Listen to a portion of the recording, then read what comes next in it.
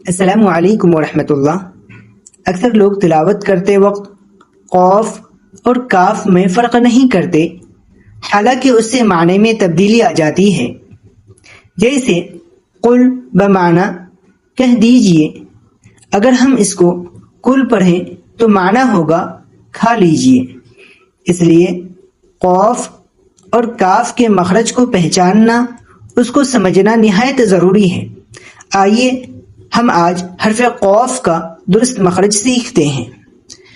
حرف قوف کا مخرج ہے اعلیٰ اقصائے زبان اور اس کے مقابل اوپر کا تالو، یعنی زبان کی جڑ، یعنی جو زبان کا آخری حصہ ہوتا ہے، جب اوپر کے تالو کے نرم حصے سے ٹکراتے ہیں تو قوف ادا ہوتا ہے۔ اسے عربی میں لحات یعنی کوا کے پاس کا حصہ کہتے ہیں۔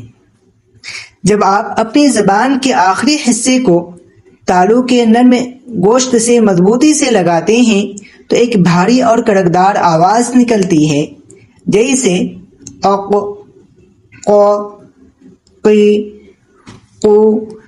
یاد رکھیں قوف حروف مستعلیہ یعنی موٹے حروف ہونے کے ساتھ ساتھ حروف قلقلہ میں سے بھی ہیں، اس لیے جب یہ ساکن ہو تو اس کی آواز گونج کر واپس آتی ہے، جیسے اق، اق، اق۔